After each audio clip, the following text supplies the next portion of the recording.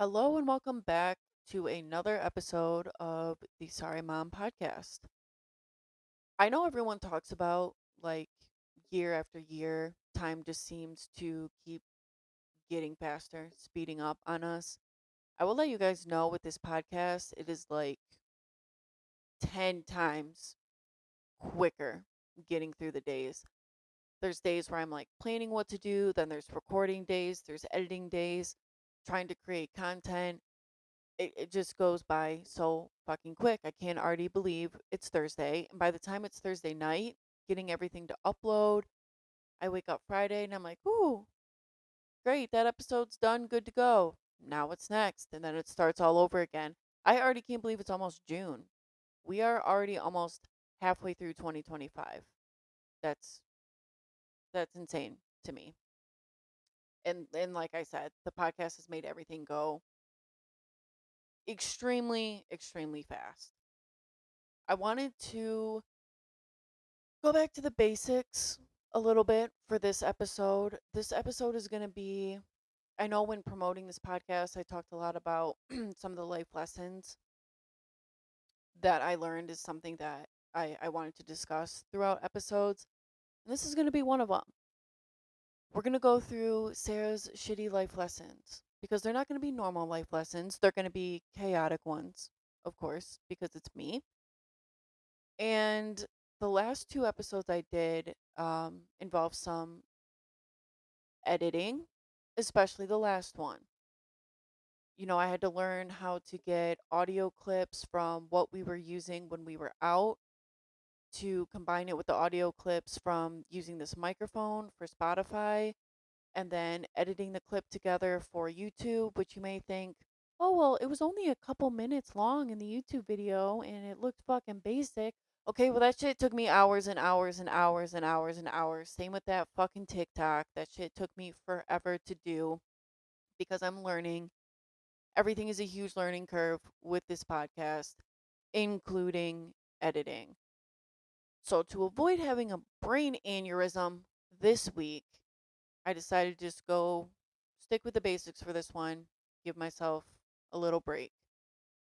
Super thankful Hannah joined me as my first guest last week for the Martini tour. I loved having a guest on, and it was a great experience to learn how to kind of edit two vocals, what to do and what not to do when editing with that.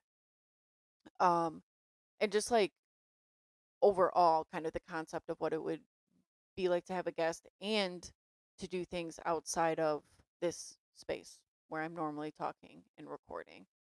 So thankful for Hannah, thankful for that.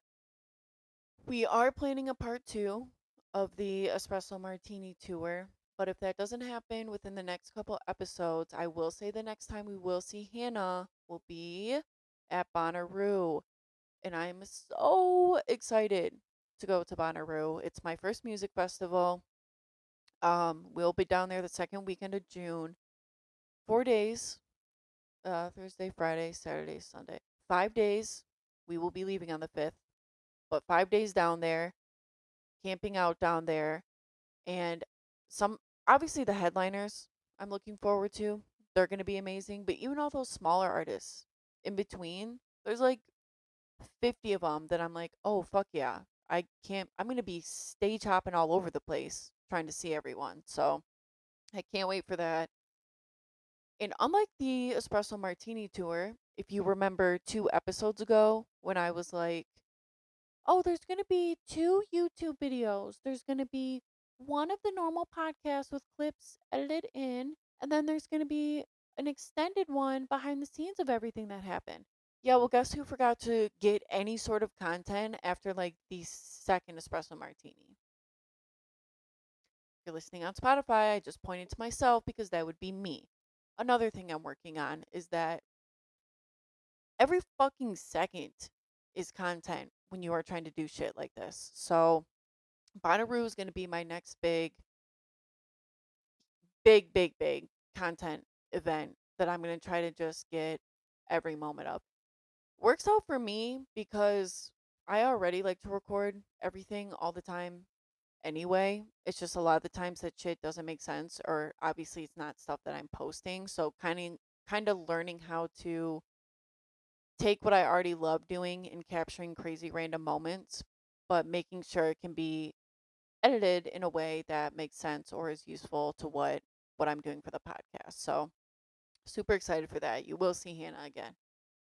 I have two exciting things to first talk about before the shitty life lessons in my life.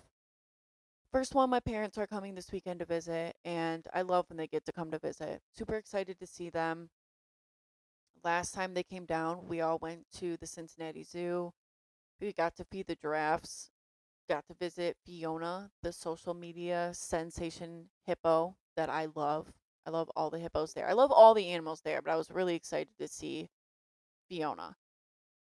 Amazing zoo. That was so much fun. I could spend Oh, I will be spending days there actually because I have the platinum membership. Again, thank you mom and dad. So when the weather actually starts to cooperate in Kentucky, I will be there every weekend.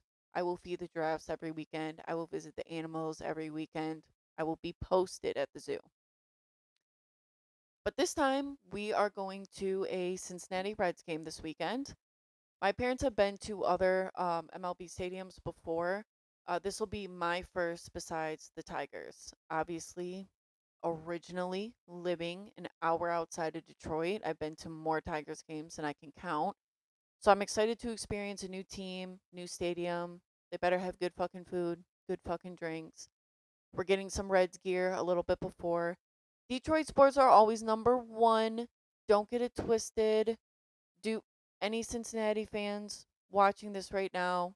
I am ready to embrace the teams, but Detroit is always number one. Always number one. But I am excited for the game. That'll be fun. And my parents do spoil me when they come down a little bit. You know, they help me replenish my groceries. They'll bring down a thing of toilet paper, paper towel, tissue, something for the apartment. So it's always a nice little like stress relief when they're down here, knowing I get to restock my items, knowing I get to go on a fun little journey with them, get to show them around my area of Kentucky. So, looking forward to that. The other small piece of good news is I got offered a different role at my job, which was a huge weight lifted off my shoulders because the current role that I'm in, not working for your girl right now. It's it one of the biggest mental battles I faced at any job. And so I'm very fortunate and very thankful that my sales manager, sales director, recognize my work ethic, that I am a good employee, that I do go above and beyond. And I think they had a little bit of a soft spot that I moved down here for this job. So they offered me a different role that's going to work immensely better for me. Financially, we'll see. Financially, we will see. However, I will let you guys know right now, unless a job is offering me $100,000 a year salary with all the shit I got going on in my life, nothing's going to make a difference. I will struggle. I will find a way to make ends meet per usual in my life until something breaks through, until something gives way. Until then, I'm very used to getting by and getting through and still doing what I need to do to make sure my bills are paid and I'm having fun and I'm doing what I want. So yeah, I will greatly take a different position that relieves the intense mental hell that I went through for this position. It's like little bit less to equal pay only because my position I'm in now is heading towards commission. And obviously I will now be out of a commission role. Anyway, this is so off topic. The pay structure is not what I wanted to get into. I am just thankful for a position that's going to offer some relief in my life, a lot of relief. So, again, just thankful for that opportunity because if I had to get a new job, moving down here for this job at the moment, that would have added a whole nother sitch for me to figure out that I did not want to. Small The third piece of good news is I did finally schedule my hair appointment. If you're a girl who likes getting your hair done, you know the feeling walking out of that salon feeling like a brand new bitch. And I'm like 2, 3 months past getting my hair done. So I absolutely cannot wait. And I found this girl in Cincinnati who is a blonde specialist. So I can't wait to see what she's able to do. Give me a cut, give me that color, give me that highlight, and give me something different. Give me fucking straight across bangs. No, don't. That was dramatic. But a new style would be great for me. I would love that. And as a specialist, which I hope she is, because she's double what I would pay in Port Huron to get my hair done. But I'm risking it for something new and to feel great for a fucking second. So I'm excited for my hair appointment. And I am calling that out because it is my podcast. Okay, now to get into my shitty life lessons. I wish I had like a little intro song for this because I want to start doing like segments throughout my podcast. And like this is a segment that I want to do like randomly. Obviously, this one's going to take up like a majority of the episode, but to just have sometimes like just stick a couple life lessons in at the end and have like some like shitty life lessons. Dun-dun-dun. That was, I'm going to cut that out. Anyway, first one is the biggest one, and it's going to be the most serious because every other life lesson I want to just be like a funny type of scenario. But this is a battle that I recently won, and it is a huge life lesson for me. So not only did I want to share, but it comes with some advice as well. I know in the prologue I brought up my gambling scandal that I got myself involved in. Um First of all, again, as I always say and always will say, fuck you BetMGM and fuck you FanDuel. There were other apps as well, but you two were my main fucking villains. Fuck you both. So this year will be my third year of no online gambling, no online slots, no anything. And and before you're like, oh wow, good for you, Sarah. First of all, I had to blacklist myself, so I literally can't. even if even if I wanted to, I literally can't. Second of all, a good thing is that it's illegal in Kentucky. Like no app would even if I wasn't blacklisted and I wanted to gamble, I still couldn't because you can't in Kentucky. So, kind of have a lot of walls built up to protect me. Not that I ever would again because that made my life a new version of hell, but you know, as anyone going through any sort of addiction knows, it is helpful to have those kind of backup walls for you just in case mentally you slip a little bit. So, last year, I got a letter in the mail from the IRS. And let me just say, I am terrified of the mailbox. I never, I'm never, why can't someone send me good news? Hey, we just found out that you actually get $10,000. Hey, here's a brand new car. What was always bad news? I'm always getting bills. I'm always getting warnings. I'm always getting fucking notices. I'm always getting a religious pamphlet. Everything in the mailbox pisses me the fuck off. I hate getting the mail. It's always bad news. And this letter, because last year at the time, I lived at my parents' house, got sent to them. And my mom was like, oh, why is the IRS sending you a letter? And I was like, oh, I don't know. Just something with taxes, da da da da. Kind of had to brush it under the rug because I knew, like I just said, it was going to be something bad. Last year was 2 years. If you're doing the math, stay with me here. 2 years since I gambled, and they were still trying to come for me. I open up this letter, and it explains that I owe the IRS $98,000. Not $98, not $9,800, $98,000. Side life lesson from this is to make sure that you keep every single piece of paperwork that you bring with you to do taxes, that they give you to do taxes. You guys may think I'm an unorganized, crazy person, and I am, but there are certain aspects that I am not. For one, I have a folder in my now apartment, but was at the house, that has every single year I have fucking done my taxes. Every single piece of paperwork I have brought them, every single piece of paperwork they have brought me, everything I've got in the mail in terms of like a refund check, anything.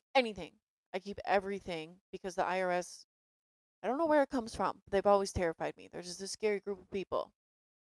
So I always have that shit.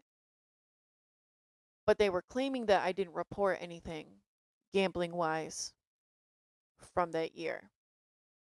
And you have to claim it's either $600 or 1200. It varies between like sports betting and online gambling, which I want you all to listen to this in terms of sports betting because I know that's so much more prevalent and popular than doing online slots.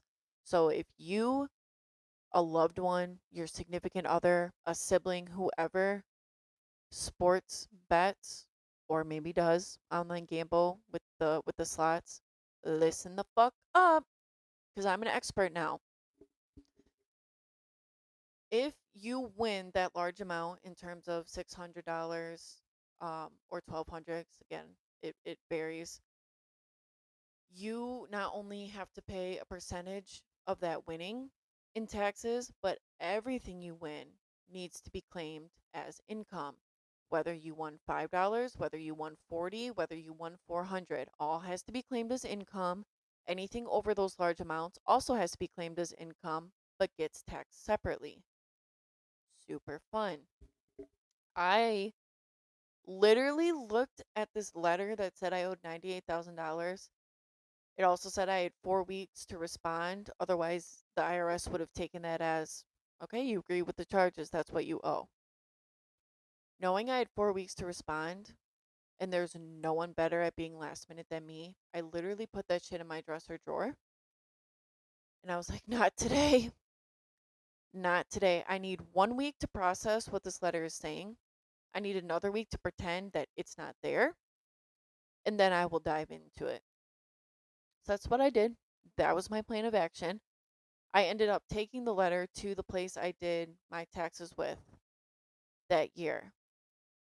Let me say, that year that I did my taxes, I had a gentleman help me, a very nice gentleman who worked at this tax establishment, but he was probably the oldest gentleman in St. Clair County who told me multiple times doing my taxes he didn't know what online gambling was. I should have taken that as a red flag that something was coming, but I didn't. I just wanted my taxes done and over with. And somewhere along the line, something got fucked up.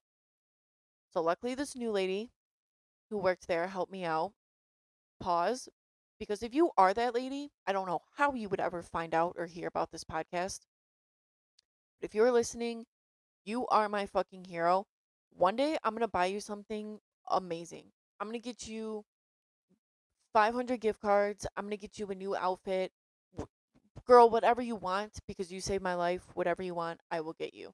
So I take this letter to her, and she basically looks at it and she's like, what the fuck? And I'm also like, yeah, what the fuck?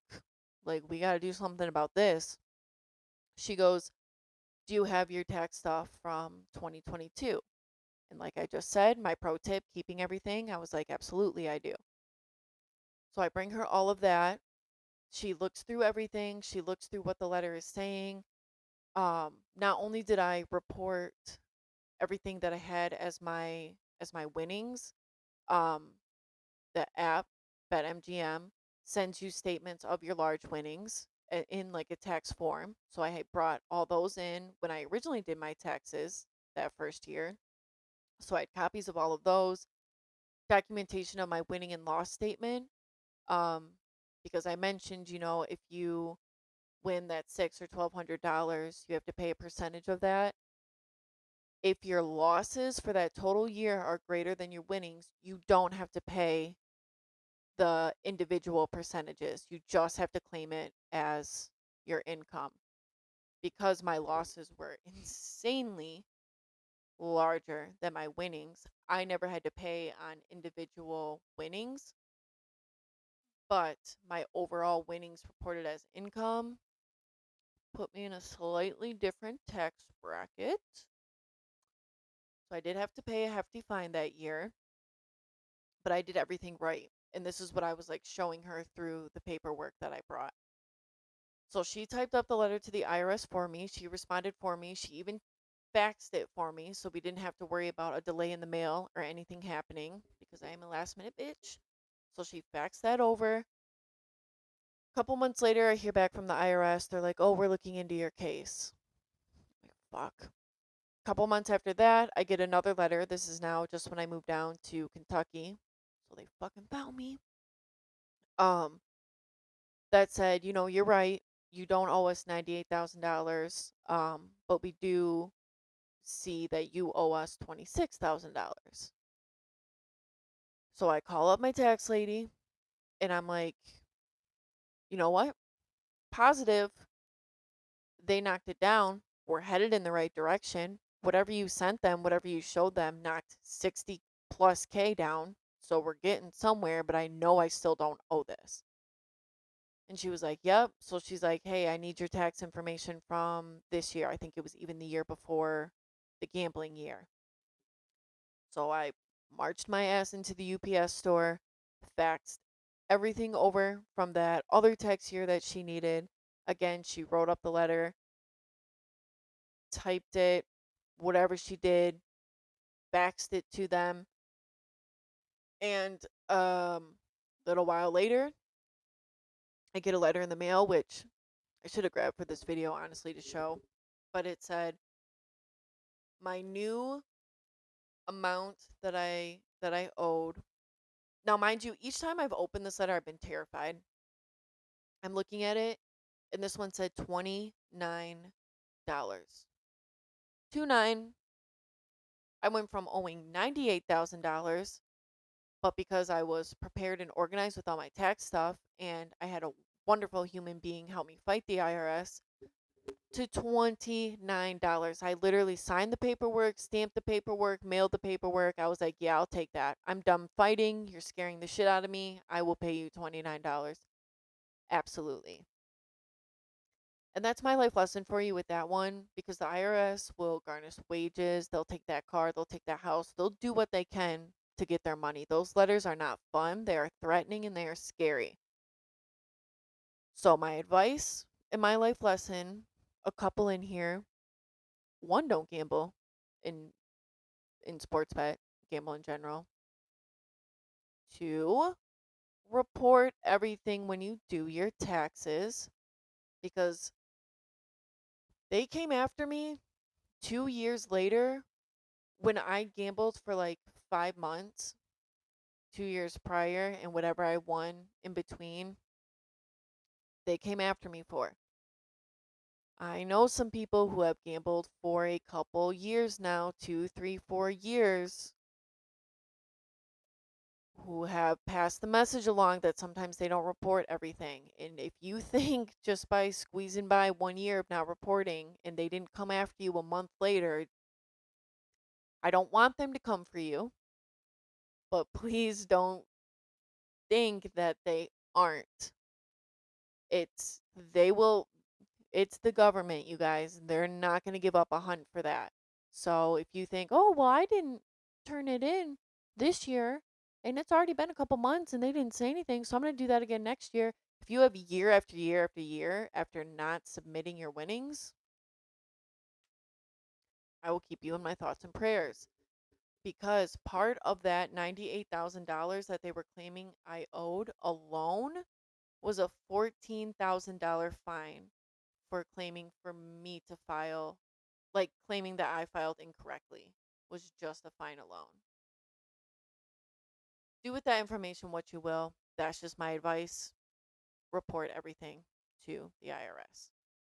Now to get into my shittier life lessons. That was number 1. Life lesson number 2 for you today: never paint your apartment walls in chalk paint. I did that for my bedroom wall. Also, side note off of that, never paint your downstairs bathroom in the apartment complex a chalk door. You will get fined heavily. You will get fined very heavily, actually, for doing that. Because apparently you have to own places if you want to paint places. God forbid a renter has hobbies. Also, the fine for the door downstairs was more than my bedroom wall. Math was not mathing on that one, and that shit kind of pissed me off, but I still had to pay it. There might have been a thing that, like, if you repainted it the original color, you might not have had to pay the fine, but was I really about to do that? No. And chalk paint would be extremely fucking hard to go through all the steps to get that wall to look like it originally did. So that's my advice. Don't paint anything. Wait until you own something, as bullshit as it is. We gotta stick with these beige ass fucking walls. Even though chalk paint was extremely fun and I would love to, I would, no, I can't go, no, I can't do it again here. I won't. I gotta get that out of my head. Okay. Second, well, gambling was first. So, third, third shitty life lesson for you, also involving an apartment. Don't egg the inside of your apartment. I know a lot of you are thinking about it. Let me tell you, it is a mistake. And you may be thinking, well, in this economy, Sarah, when eggs are a luxury item, why would I be doing that? And I get it, but years and years ago, eggs were not like that, and you could kind of afford to toss a couple around every once in a while. And actually, I can't even say that because the eggs weren't mine. So, sorry to my roommate whose eggs those were. They were not mine. I don't eat eggs. I don't like eggs. Got a little too hyper one night and threw some eggs around. If you find yourself in that situation, you know what? Just DM me because I'll tell you how to scrub that shit off. I will also tell you if you are going to embark on an inside the apartment egging journey to make sure you are not hungover the next morning because scrubbing egg yolk off walls hungover as fuck does not make it in my top 10 moments in life. That was not fun. So, like I said, as much as I know you all have been thinking about wanting to do it, keep the eggs in the carton. Keep the eggs in the carton. No matter how fun it may seem, it's not fun the next day, and all of your roommates will be sad and mad and angry, and you will be throwing up cleaning egg yolk. So, don't do it. All right, number 4. Shitty life lesson number 4. Always check where your hotel is that you book. I had a what I thought fun night planned for me and a good friend of mine, going to the Post Malone concert in Detroit. I don't pay attention to shit, and it bites me in the ass a lot. I booked this hotel that I think is going to be great. As I am heading to Detroit the day of the concert, hours before we're supposed to check in, I put in the directions and I'm like, why is it taking me to Canada? If you don't know, Windsor's right across from Detroit, and things get crisscrossed when you're booking and looking for shit. And I booked a hotel in Windsor, which was not going to work. So we almost didn't have somewhere to stay. Don't let me book anything anywhere. I will give you whatever money you need to split the cost of wherever Airbnb, hotel shit we're doing. Don't put me in charge of anything. I don't understand directions. I don't understand geography. I don't know where we are half the time. Don't put me in charge. I will do anything else that I need to do. But that life lesson for you is to double check your shit. And you may be thinking, wow, Sarah, that's so basic. I already do that. What the fuck? Okay, well, Maybe there's others out there like me who don't and who need that reminder to look before you book. Hashtag that. Trademark it for us who don't always use the full amount of our brain. Shitty life lesson number 5. If you are going skiing for the first time, do not go on a crazy hill. My first time skiing, I'm going down the bunny hill. I'm vibing. I'm living life. We go to try another hill that I think is a level up from the bunny hill. No, it is 7 levels up. It is 7 levels up, you guys. I get off that ski slope. I feel like I'm looking straight down at the ground. I could not get my legs to work for the life of me to do this. I couldn't stand up, kept slipping, sliding, falling. There's like fucking 4-year-olds whizzing by me on the slope. And no, I'm not saying that's because the slope is small. They're probably professionals, okay? Professional skiers. I was not. At one point, I got in trouble from what would you call them? Ski slope help guy. Sure, because I took off my skis and I was ready to walk my ass down that hill from the very top. I didn't care. They tried to call me a hazard. Fuck you. This whole hill's a fucking hazard. I can't get down it. So I'm going to walk down it. And then he was like, no, tried to help me get my skis on. I actually think I semi blacked out from trauma. I don't remember how I got to the bottom. I skis on my feet, slid down. I don't know. I don't know how I stopped when I got to the bottom. I was like I just wanted to like cry and sit at the top of the hill because I thought I was going to be trapped up there for the rest of my life. So if you are going skiing for the first time, take your steps slowly for the hills that you decide to embark on. I don't know if I'll ever go skiing again. If I do, it's just going to be on the bunny hill, but then why am I paying to just go on the bunny hill? I don't know. Skiing's questionable for me. That was traumatizing. Mm, I don't know, but there's your other shitty life lesson for you. Be careful on the slopes. My last quick life lesson, shitty life lesson for you for this episode is quite simple, and that's do whatever the fuck you want. I want to put this in there because I feel like we get so caught up in our day-to-day lives of routine, working, doing this on the weekends, planning for this, doing this. Day to day, do what you want. If doing what you want is illegal, just be prepared for the consequences. I don't give a fuck. Start enjoying your life more because this world is getting crazier and scarier and more traumatizing. And you have to find moments of joy. And if those moments of joy, like, oh my God, this artist is coming to town, but it's a Wednesday, I have to work. Take the fucking day off. Oh my God, I want to try this new restaurant, but I can only go at 8 o'clock at night, which is too late because I have work in the morning. Go to the fucking restaurant. Do do what you want to do.